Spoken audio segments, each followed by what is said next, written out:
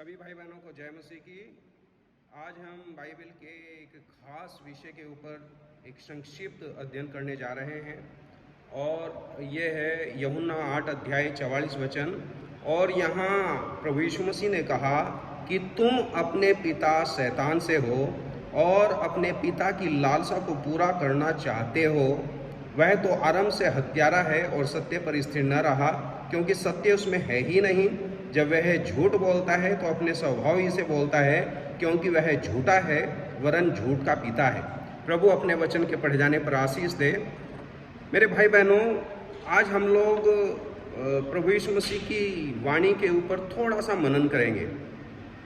अगर आप यूहन्ना के प्रचार के बारे में देखें तो यूहन्ना ने जब सदूकी फरीसी बपतिस्मा लेने के लिए यूहन्ना बपतिस्मा देने वाले के पास आ रहे थे तो यूहन्ना ने कहा, हे सांप के बच्चों, तुम्हें किसने जता दिया कि आने वाले प्रकोप से भागो। यूहन्ना भी उन लोगों को बोलता है कि हे सांप के बच्चों। और जो प्रभु यीशु मसीह 8 अध्याय 44 वचन में कहते हैं कि तुम अपने पिता शैतान से हो। ये सदूकी फरीसी और ये बड़े धर्म के लोग थे, धर्म को बहुत अच्छी तरीके से जानते थे, धर्मशास्त्र को जानते थे। लेकिन ये क्यों ऐसे शब्द प्रभु यीशु ने प्रयोग किया? क्यों यूहन्ना ने कहा हे सांप के बच्चों? आज हम इस विषय के ऊपर थोड़ा सा मनन करेंगे। असल में ये सांप के बच्चों क्यों कहा, शैतान की संतान क्यों कहा? यहाँ बाइबल बताती है भजन उसका 58 अध्याय के 4 वचन में कि उनमें सर्प का सा विष है, वे उस नाग के समान है जो सुनना नहीं चाहता। असल में सांप के अगर आप गुणों के बारे में देखेंगे, उसकी खासियत के बारे में देखेंगे तो आपको पता लग जाएगा कि ये जनरेशन क्यों शैतान की संतान कही गई और क्यों इन्हें सांप के बच्चे कहा गया। और बाइबल बताती है कि सर्प के अंदर कुछ विशेष बातें होती हैं। जब मैं इसके ऊपर मनन कर रहा था तो सबसे पहली बात है कि उनके मुंह में विष होता है। सांप के मुंह में विष होता है, जहर होता है। वो सिर्फ जहर उंडेलते हैं। सवाल यह है कि अगर हम प्रभु के बच्चे हैं तो हमारे मुंह से विष निकलता है या हमारे मुंह से प्रभु का वचन, वो अमृत वाणी निकलती है? ये एक सोचने वाली बात है। तो पहली बात, सांप के मुंह में विष होता है। दूसरी बात, सांप की खास बात होती है कि इसके कान नहीं होते, जबकि प्रभु यीशु मसीह बार बार कहते हैं जिसके कान हो वह सुन ले। आत्मा कलीसिया से क्या कहता है? इसका मतलब यह नहीं कि कान नहीं है, इसका मतलब यह है कि वो लोग सुनना ही नहीं चाहते। प्रभु यीशु मसीह ने कहा, मेरी भेड़ें मेरा शब्द सुनती हैं। वो लोग प्रभु की भेड़ हैं जो उसका वचन सुनती हैं। और बाइबल बताती है कि वो मेरे शब्द को पहचानती हैं। लेकिन अगर वो प्रभु के वचन को नहीं सुनते, बहुत सारे ऐसे लोग हैं जिन्हें मैं कार्नल विश्वासी कहूँगा, वो बहुत सारे गीत में, संगीत में, नाना प्रकार की सभाओं में जाते हैं लेकिन प्रभु के वचन को नहीं सुनते। इसका मतलब है उनके कान नहीं हैं। आप देखिए, अगर आप अपने कानों के बारे में देखेंगे तो आपके 2 कान हैं और आपके एक जीव है। इसका मतलब है कि हमें प्रभु ने चाहता है कि हम बोलने में धीमे हों लेकिन सुनने में हम लोग एक तरीके से बहुत बढ़ चढ़ कर आगे। बाइबल बताती है कि सुनने के द्वारा विश्वास आता है। विश्वास सुनने से और सुनना मसीह के वचन से होता है। ऐसा प्रभु के वचन के अंदर रोमियो 10 अध्याय 17 वचन में लिखा है। तो सुनना जरूरी है। लेकिन सांप के अंदर जहर होता है, सांप के अंदर कान नहीं होते। और सांप की एक और खास बात है, वो मिट्टी चाटता है। मिट्टी चाटने का मतलब वो सिर्फ अर्थली चीजें, भौतिक चीजें, संसारिक और धरती की चीजें, उसके ऊपर उसका ध्यान है। लेकिन कुलूसियों के अंदर प्रभु के वचन में साफ लिखा है कि पृथ्वी पर की नहीं, स्वर्गीय वस्तुओं की खोज में रहो जहां मसीह विद्यमान है। ये कुलूसियों 3 अध्याय के पहले, दूसरे, तीसरे वचन में अगर आप पढ़ोगे तो ये मिलेगा। सांप के अंदर एक और खास बात होती है कि वो बार बार कैंचुली बदलता है, अपनी बाहर की खाल को बदलता है। इसका मतलब है वो रंग बदलने वाला है, और प्रभु नहीं चाहता कि हम दो रंगी लोग हों।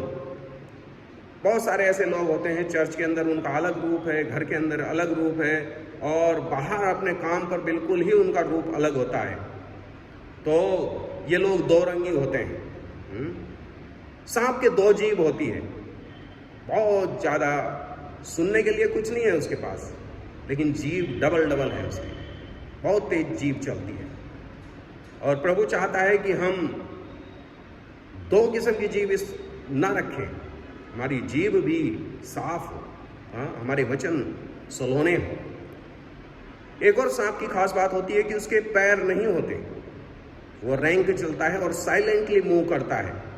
और बाइबल में ऐसा लिख रखा है वो दबे पांव जाते हैं। आज भी बहुत सारे मसीह आज घुस आए हैं भेड़ के रूप में, भेड़िए, और वो दबे पांव घरों में घुसते हैं। मैं जगह जगह से सूचना पाता हूँ कि वहाँ पुराना आदमी चले गया, प्रार्थना के बहाने हाथ में बाइबल लेके दबे पांव चले जाते हैं। ये उनके पैर नहीं होते, ये साइलेंटली मूव करता। कैसे एदन के बाग में कैसे साइलेंटली घुस गया, आदम और हव्वा को तो पता ही नहीं लगा। आज भी आपके एदन के बगीचे में सांप घुस सकता है, क्योंकि उसके पैर नहीं होते, वो बहुत ही छोटी सी जगह से घुस सकता है। उसका जो प्रोडक्शन सिस्टम है बहुत हाई है। एक बार में मैं जब जांच कर रहा था तो एक बार में कम से कम 100 बच्चे पैदा करती है। ये शैतान का काम बहुत तेजी से बढ़ता और फैलता फूलता जा रहा है, जबकि भेड़ एक बार में 1 या 2 बच्चे पैदा करती है। इसका प्रोडक्शन सिस्टम बहुत हाई है। ये छिपता कहाँ है? कहीं भी छोटी सी दरार मिल जाए तो ये छिप जाता है। आज भी शैतान इस ताक में रहता है कि मुझे दरार मिल जाए। जिस मसीह घर के अंदर दरार होगी तो वहाँ शैतान छिप सकता है, जिस मंडली के अंदर दरार होगी वहाँ ये छिप सकता है, जहाँ भाई बहनों के बीच में दरार होगी ये सांप छिप सकता है। तो ये दरारों में छिपता है, और जब ये घर से बाहर निकलता है तो बड़ा लहराता हुआ चलता है, लेकिन जब अपने घर आता है तो बिल्कुल सीधा चलता है। ये ऐसे लोग हैं जो घर से बाहर मस्त मौला जीवन, लेकिन घर के अंदर भक्त बन जाते हैं। ये कुछ सांप की खास बातें हैं। प्रभु आज हमें इस सांप से बताना चाहता है।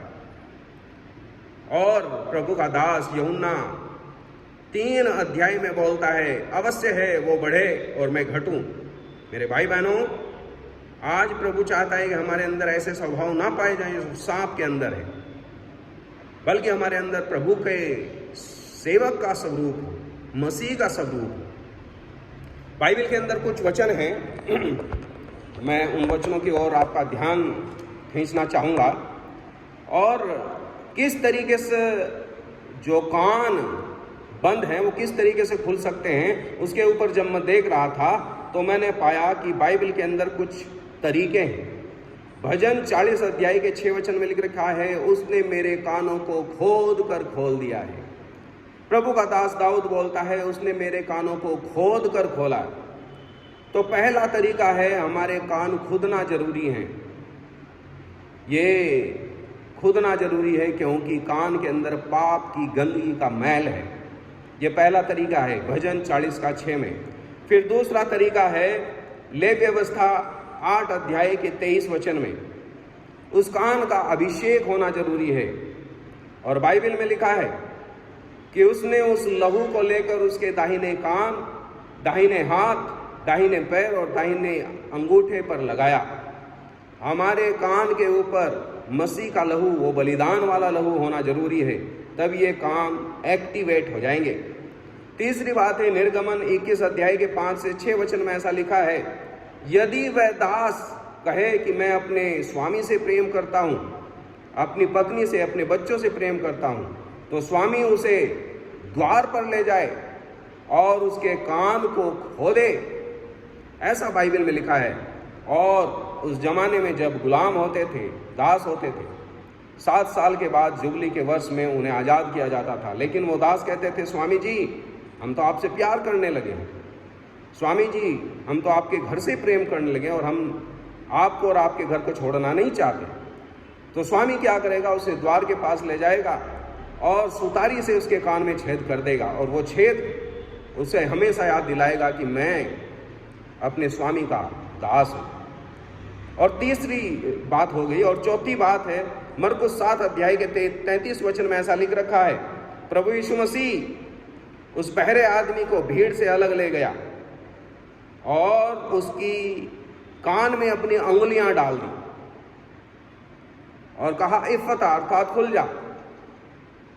हमारा प्रभु उसकी अंगुली हमारे कान में होना बहुत जरूरी है। 4 तरीके से आपके कान खुल सकते हैं। हमें दाऊद के समान, जैसा उसने कहा मेरे कानों को खोद कर खोल दे, हमारा भी ये अनुभव हो। दूसरा, जैसा लेवी अवस्था 8 अध्याय में लिखा है, हमारे कानों पर मसीह का लहू हो, उस बलिदान का लहू हो। तीसरा, जैसा निर्गमन 21 अध्याय में कहा है, हम अपने स्वामी से कहें हे स्वामी हम आपसे प्यार करते हैं, हमारे कान में सुतारी से छेद कर दो। और चौथा, हम यीशु मसीह को कहें हे प्रभु यीशु आप अपनी उंगली हमारे कानों में डालिएगा। मेरे भाई बहनों, अगर आप प्रभु का वचन नहीं सुन पा रहे हैं तो मैं आपको कहूँगा कि विश्वास सुनने से और सुनना मसीह के वचन से होता है। और जो मेरे भाई बहन हाथ में बाइबल लेकर ना तो बाइबल पढ़ते हैं, ना सुनते हैं, ना उसे मानते हैं, तो ये समझ लीजिए आपके अंदर कहीं ना कहीं वो सांप का स्वभाव है। मैं किसी का आलोचक नहीं हूँ, लेकिन बाइबल ऐसा सिखाती है। यूहन्ना ने साफ कहा है सांप के बच्चों, यीशु मसीह ने साफ कहा तुम अपने पिता शैतान से हो, लेकिन प्रभु की स्तुति हो। यूहन्ना 1 अध्याय 12 वचन में साफ लिखा है, परंतु जितनों ने उसे ग्रहण किया उसने उन्हें अपनी संतान होने का अधिकार दिया, अर्थात उन्हें जो उसके नाम पर विश्वास करते हैं। हम लोग अब परमेश्वर की संतान हैं, इस बात में आनंदित रहें, लेकिन अपने लिए हमेशा प्रार्थना करें हे प्रभु मेरे कान खुले हों। सांप की सबसे खास बात यही है कि उसके कान नहीं होते। प्रभु अपने वचन के पढ़े जाने पर आशीष दे। धन्यवाद।